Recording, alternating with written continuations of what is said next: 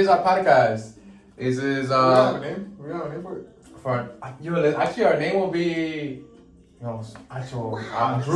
Andrewsy, like a venga a ver. Welcome to the Andrewsy podcast. We got Andre. We got Uzi. Today, we're going to be talking about one of the topics. You know, this is the topic for class. We're going to be doing this assignment. It's a little persuasive project. We both chose to go for a podcast today.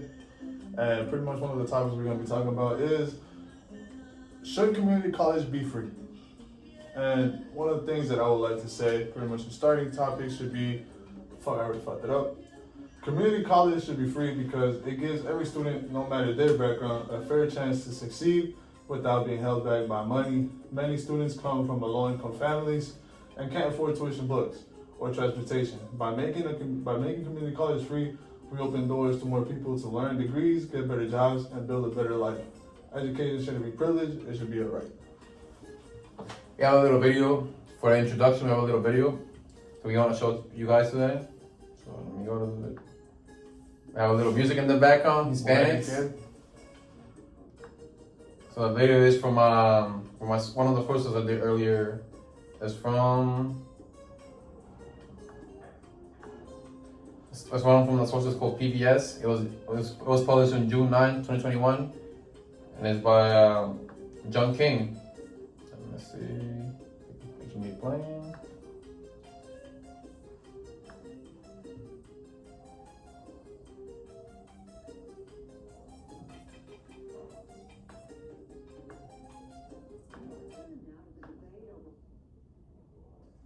A little, you know what I'm saying? So A little intermission. We'll be right back with the video. Stay tuned and wait. Yeah.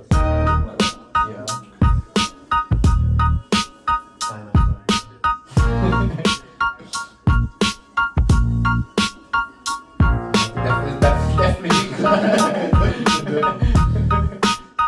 don't know, my phone's gonna keep going for 30 minutes, but we can see.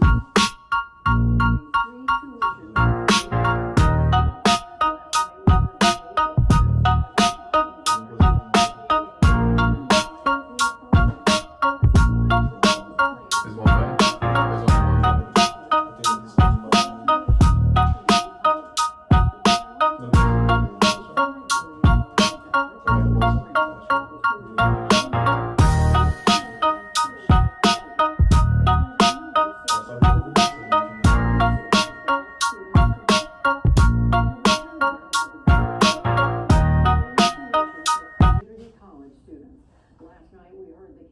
Against President Biden's effort to create a nationwide free program.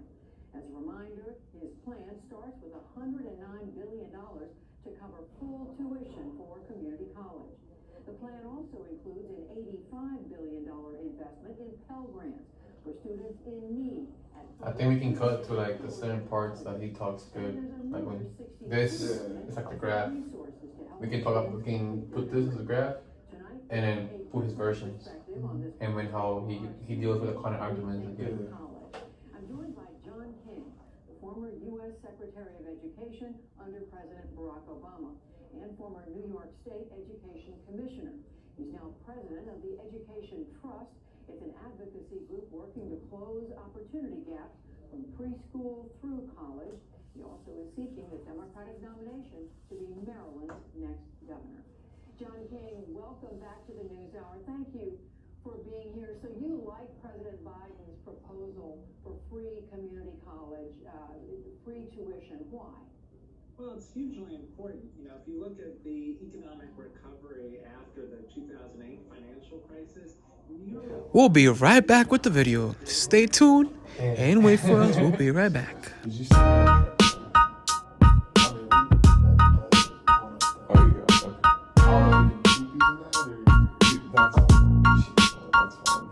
We can put this from the video, right? You want to join us? I got something to do. Appreciate it. education. It might have been a 4-year degree. I think we restart. Just restart where he's pretty much introduces him, no? Thank you for being here. So you like President Biden's proposal for free community college, free tuition. Why? Well, it's hugely important. If you look at the economic recovery after the 2008 financial crisis, nearly all of the new jobs that were created went to people with some level of post-secondary education. It might have been a 4-year degree, often was an associate's degree, or even a career and technical education certificate. So we know that investing in community college can help to spur economic recovery. We also know it improves people's life circumstances. Folks with a college degree earn more than $1 million more over the course of their lifetime. So this is really an investment. I know folks want to talk about it as an expense, but really have to think about it as an investment. The evidence is the return on investment of more students with community college degrees will more than pay for the cost of this investment. Well, last night, as you know, we spoke with another former Secretary of Education, Margaret Spellings, who had that job under President George W. Bush. Her argument, though, against this is that so many of these students in community college don't complete their time. They don't get to the associate degree. And the money would be better spent in other ways. What about that? Well, two things. One, we know that for many community college students, the very reason they don't complete is they don't have the financial support they need. And what President Biden envisions here is really a state-federal partnership to get students the resources they need, not just to start, but to finish. There's also, as you mentioned, the $62 billion investment in additional supports for students, better advising, access to child care, access to mental health services, the kinds of supports that evidence shows greatly increase completion, particularly for low-income students and students of color. So this is a very carefully thought through package of reforms. As you know, states have disinvested in public higher ed over the last few decades. This is an opportunity to change that by saying public higher education is going to help us build a stronger economy for the long term. We also heard from Margaret Spellings last night, John King, the argument that when students go to what she called a traditional comprehensive university, like an HBCU, historically black college, they get more support. As she called it, more likely to get what she called help for a trajectory into a livelihood, the kind of thing that just doesn't exist in many community colleges. Well, look, this plan also includes a very significant investment in historically black colleges and universities and minority-serving institutions. The reality is we need a mix of strategies. We have some students who are only going to want that she just got over here, right? degree. They're going to need Continue talking. very specific skills to advance in their career, whether So going back to our argument, we have a little supporting points that we have here. We have as you can say, it says we have breaks financial barrier, boosts economy, reduces student debt, and creates a path for a 4-year university, increases social equity. So when I'm saying it increases the access of education, many students skip colleges because of the cost. What do you think about that? I agree with you. A lot of students do not go to college because of the cost. They think that a lot of them don't have their parents' support. A lot of them don't have that support of, parents have been putting in towards my college fund. Parents have been saving up towards what I have. Especially in not so blessed families and not so blessed communities and people, because they pretty much do all that stuff themselves. So a lot of them, they're like, just to go to college, I'm gonna have to do 2 jobs just to be able to pay for it. That doesn't include the amount of money that they save up for Pell Grants or for pretty much the support they get from FAFSA, Pell Grants, or any other Third-party involvement. Yeah, third-party involvement. Okay. Another one I have as a pro is reduce student debt. The average U.S. college owes over the average U.S. college student owes over $30,000, bro. Isn't it crazy? Over student loans, bro. $30,000. $30,000, bro. And that's in a 2-year school. It's in a 2-year college. But imagine you go imagine going to a college which is a community college, and you're trying to pursue, let's say, nursing. You owe that amount of money already to a community college. So when you want to transfer to a four-year university, if you don't have tuitions, you don't have grants, you don't have anything, pilgrims, you're gonna be in debt for the rest of your life. Yeah. And this comes to a lot of, for me personally, like a little information about my life. I remember I asked one of my teachers, he's a math teacher. He graduated from Harvard, but he has a debt for the rest of his life that I don't think he will pay it off. And this is why I think if we reduce or make community college free, it can help the average student accomplish their goals. What do you think? It would help them accomplish their goals, and then it would also help them because, let's say, going back to what you were saying, right? Let's say I want to produce, go towards nursing.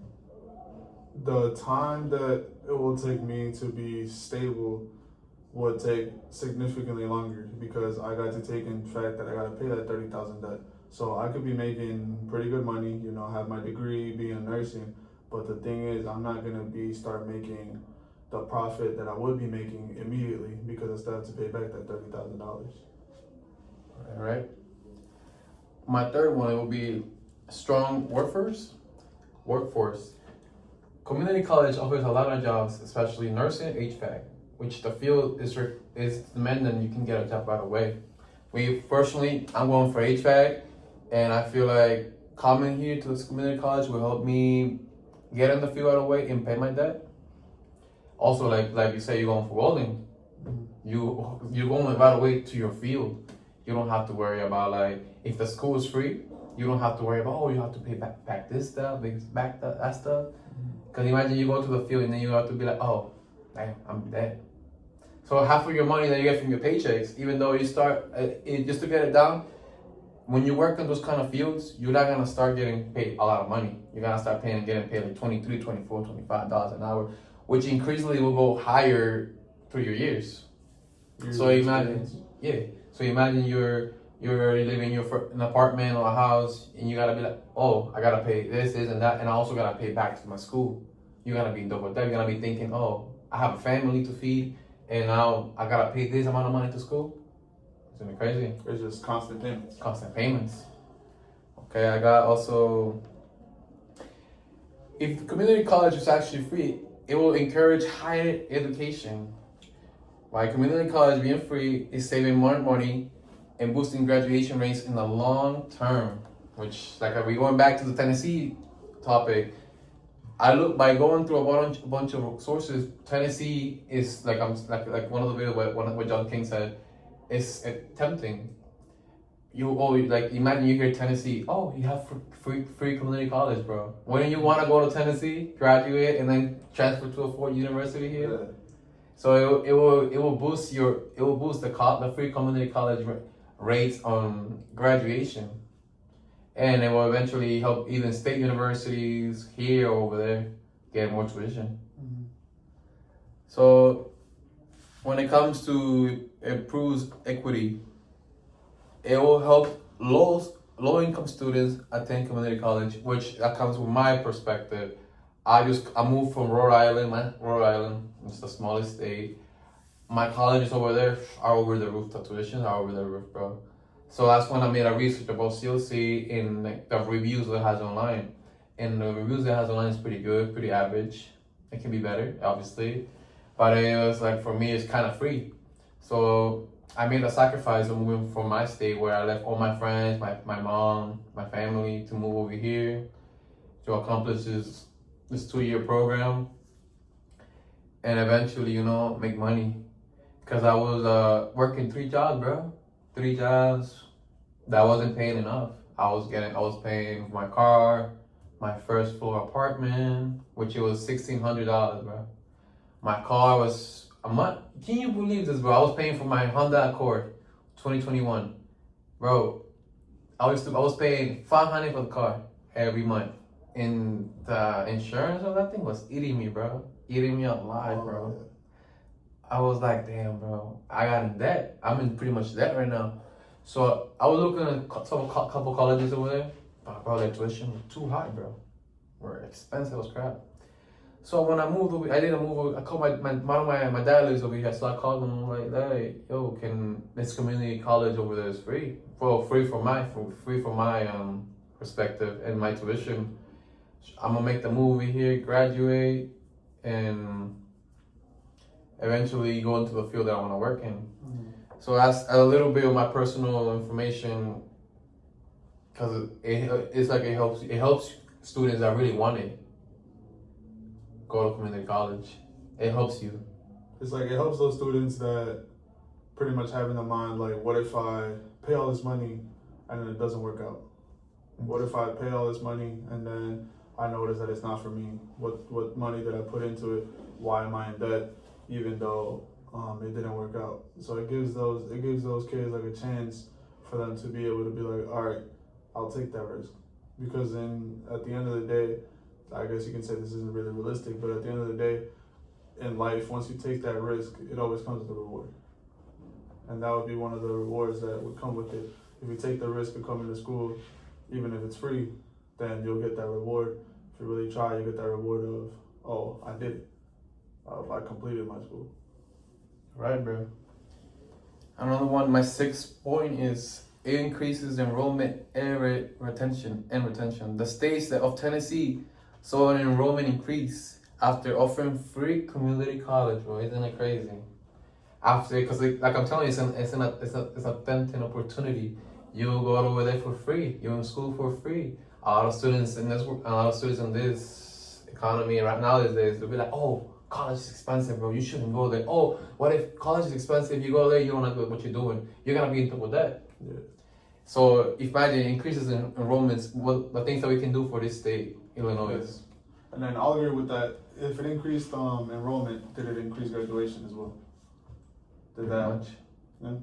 Pretty much. Doing my research that increased enrollments and increases a chance for a 4-year university in Tennessee, which is pretty much in clutch.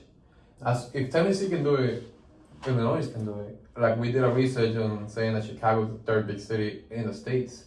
Imagine, where's Tennessee at? Nowhere to be found in popularity. If we can put money in community colleges here, it can increase rates of work, jobs, jobs and successful people. Like we brought an example about a high school here. What is it, Christian Reyes? Increased that area. Yeah. So imagine they put money into that school. It saved that school. Now it's a higher success of students go to that school. I'll add to that. It's like, this is pretty much a good example of it, because we already have a whole bunch of schools in this area. They really didn't have to make a high school, but they took that risk. They put that money into that school, and now it's one of the most prestigious schools pretty much in the area. It wiped on the floor with Waukegan, with success rate, with quality, with success rate in graduating, and pretty much they took that risk in building that school. So that pretty much shows it's not a college, but it is an example of showing that if you put the money into making a nice school and making it and taking that time to put it into the kids, no matter what, that they will succeed. It's an investment. It's an investment. For longevity is an investment. Right. Like that's what I'm saying. Community college being free is an investment for all of us. It's not gonna be like, oh, like I said, Waukegan, over here you fix a park. It's not an investment. Is it an investment? Is it gonna work longevity wise? No. A park eventually gonna become destroyed. Garbage is gonna be in the floor. Right. So it's not gonna. But community college being an investment is gonna improve cities, towns, and everything. Like Libertyville. I don't know if you've been to Libertyville or up there. Slightly. Yeah, like if you think about it, the majority of houses there are for rich people, bro. Where the rich people work at? Doctors, this and that.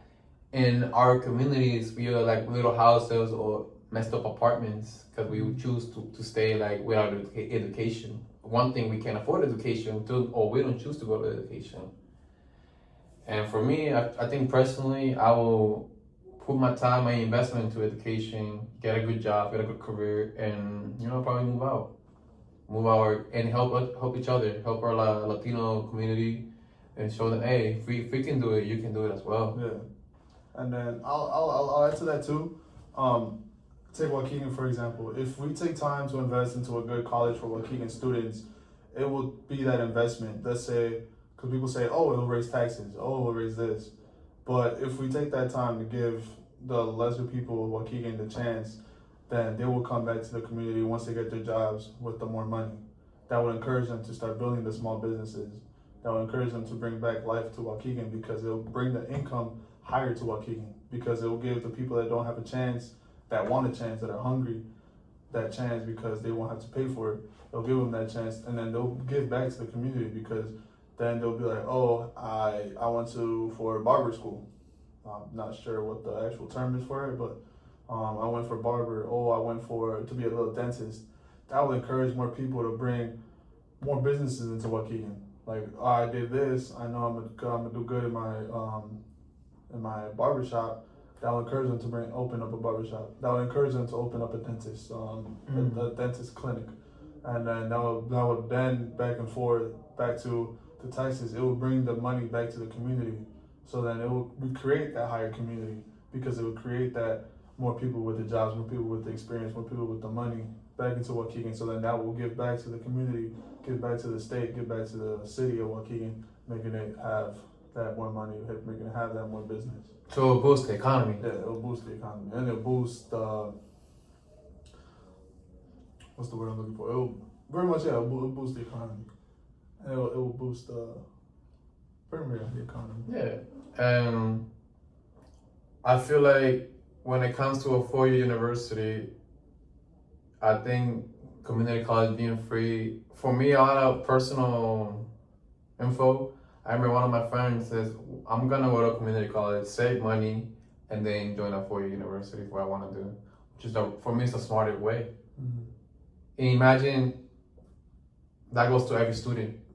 Oh, go to community college. You save money here, and then after you can go to four-year university, put your money that you save into a four-year university. It will increase rates of students graduating, bro. And personally, all my friends kind of did that, bro. All my friends did that. Eventually, if I'm looking, probably do the same thing, maybe. But like right now, I'm saving money, and I'm also, my brain is like a sponge. I'm learning, bro. I'm learning how the college life is. Mm-hmm. I know universities and community colleges are way two different worlds, but right now you are getting that taste of experience or how a college is. Yeah. It's like it'll give you that taste of like, oh, this is how 2 years is. Let's go for 4 years. Exactly. If I can live this 2-year life, I know I can live that 4-year life. It gives you like that experience and that taste of what college is. Exactly, bro. All right. So we're going to our kind of arguments. We're gonna go to our cons now, because you can't have no pros without any cons. It's just how life is. So one of the cons going towards supporting one of the arguments that he did say was free tuition is just the surface. So if we do free college tuition, it really won't help all that much, because from the source that I was using for my research, it said that living expenses, transportation, books, supplies are the leading factor of what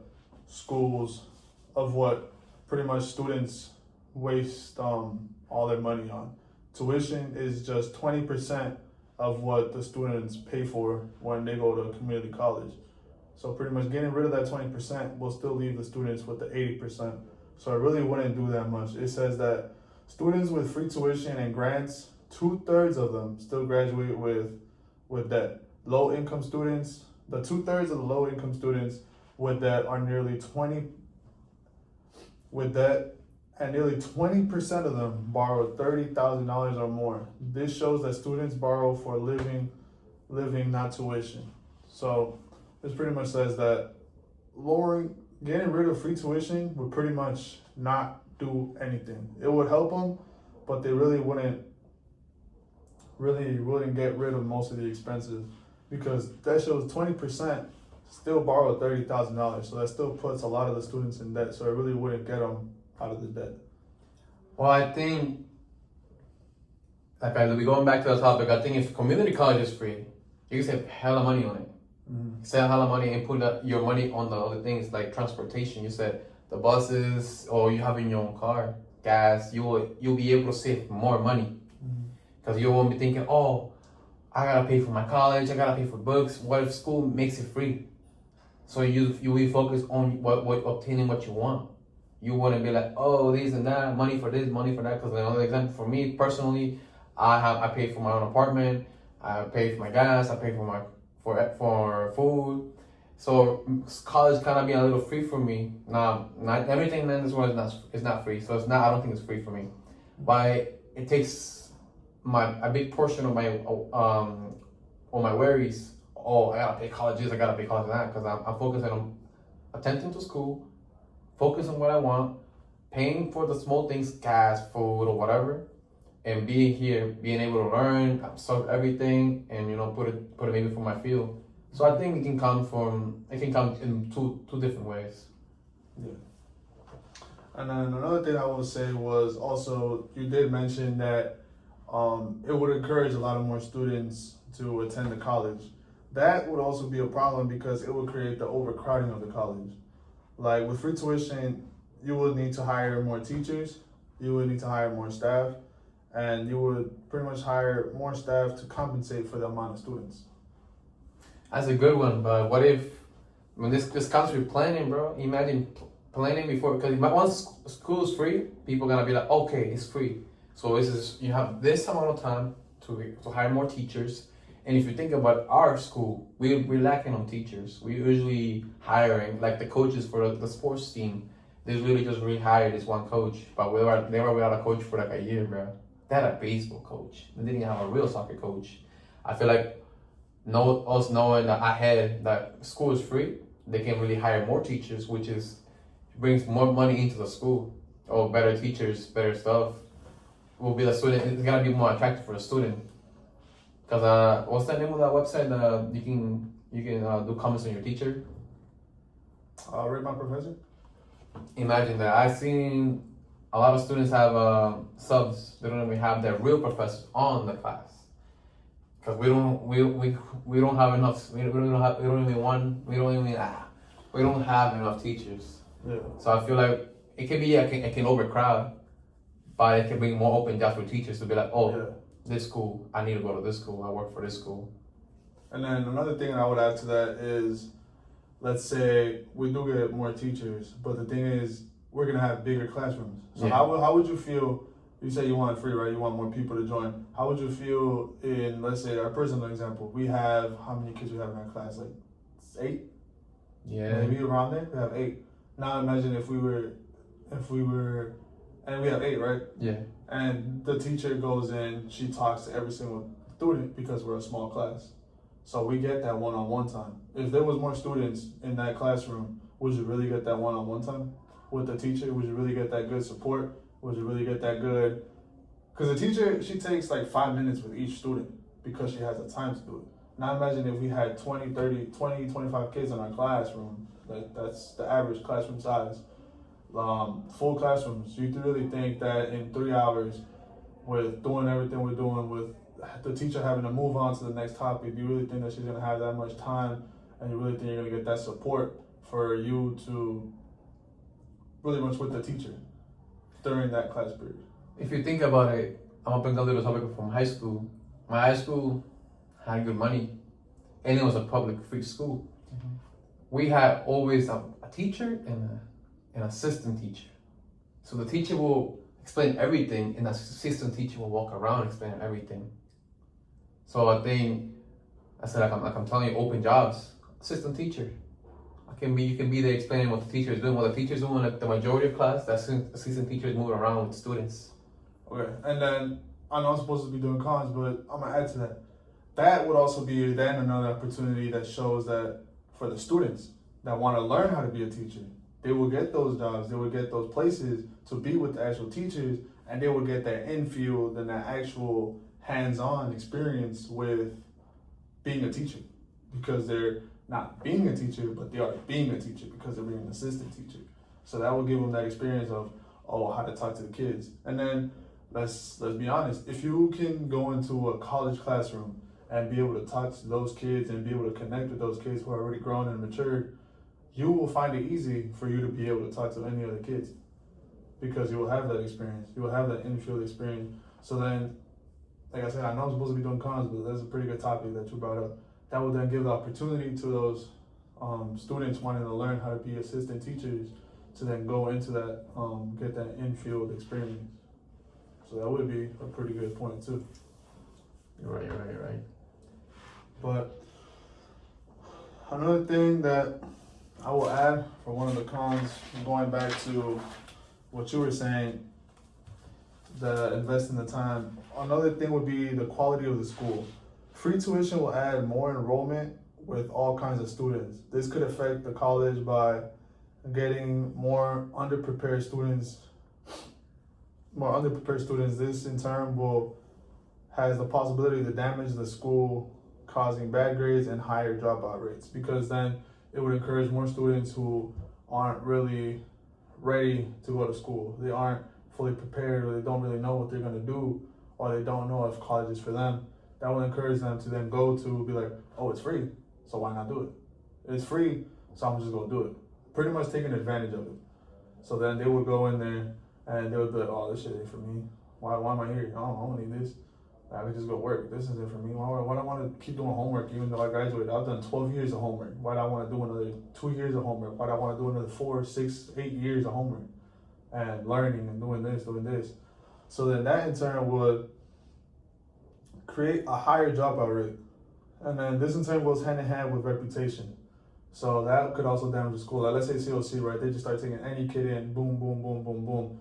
And then more kids start dropping out. More kids start getting bad grades. That could damage the school, because then, like you said, you were like, you went and did your research. Obviously, you got to do your research when you go into college. So then, like you said, you want to go do your research. If you came and did your research and you saw that, oh, this school has high dropout rates, oh, this school has bad grades, that instantly tells you, oh, I don't want to go to that school. But this school is amazing. So that would damage the school's image, because that's all the kids look at. But they don't look at the deeper end. Like that would damage it, because they will look at, oh, I don't want to go to that school. But it's not, but we have high graduation rates, so they wouldn't really go into it, and they would be like, oh, I don't want to go to that school because they're dropping out, they're getting bad grades. And then that would damage it. And then in turn, that would damage the funding. And in turn, that would also damage the way that the school works and the funding and like the payments. So then that would go back to them being like, oh, is this really working to go to free? I like that. But like, let's say, like, I'm gonna bring an example of the airport. You know how they check everything before you get on the plane? What if we have like a little background check? You check if the student qualifies on this certain things. Like test scores. Test score and everything. Test scores, getting to school, attendance. What's the SAT scores and stuff like that? That would be pretty good. What if we have that in college? We have to go through this test survey and stuff like that. You wouldn't be able to grab the wrong students, because it's like I'm telling you, you're checking their background.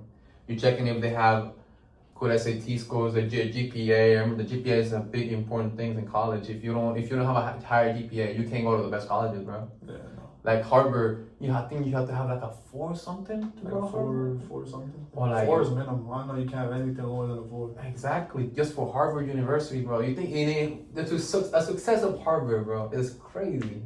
Everyone goes to Harvard to succeed. Yeah, bro. And then the majority of attorneys. What is it? Attorneys, Lawyers, bro. So if I feel like if we had a school for free, also gonna have like a little background check. You have to this have to qualify. If they don't qualify, I'm sorry, we can't accept you here. So it wouldn't destroy the school's image, because they say, like, when you look online, you see, oh, COC is free, but the requirements are this and that. If you don't have it, we can't accept you.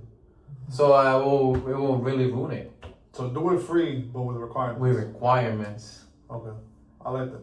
I like that. It can help a lot of low-income students that really want it, because there's a lot of low-income students that really don't want it. They just want to go into work. But what about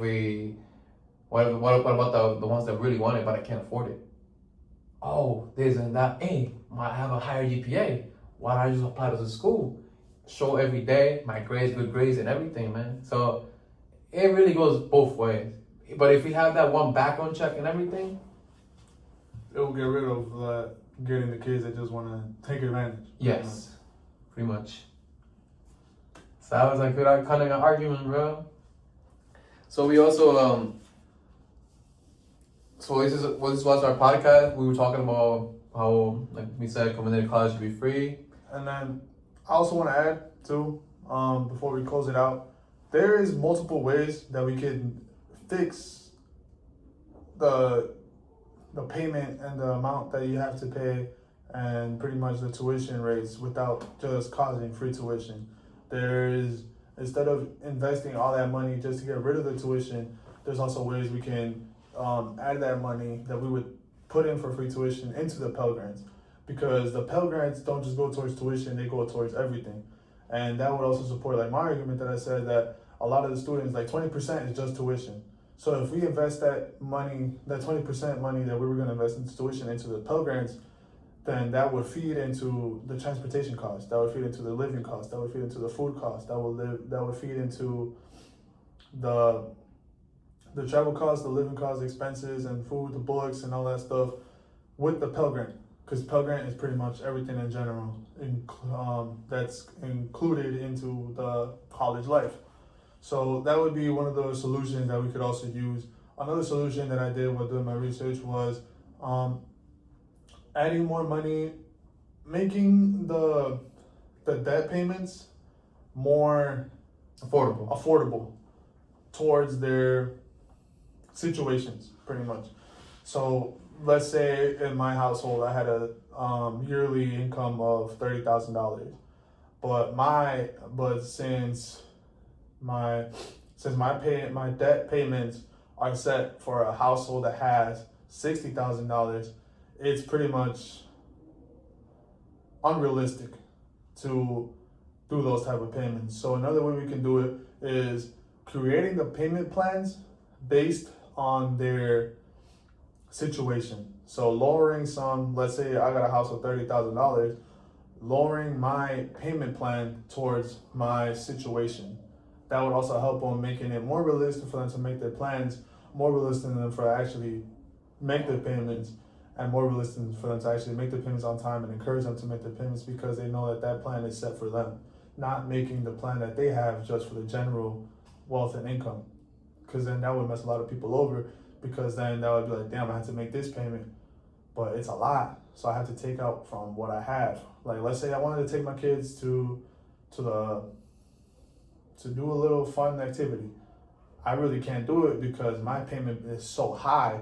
I don't have that extra money for them to take them out to do pretty much put any money towards anything else.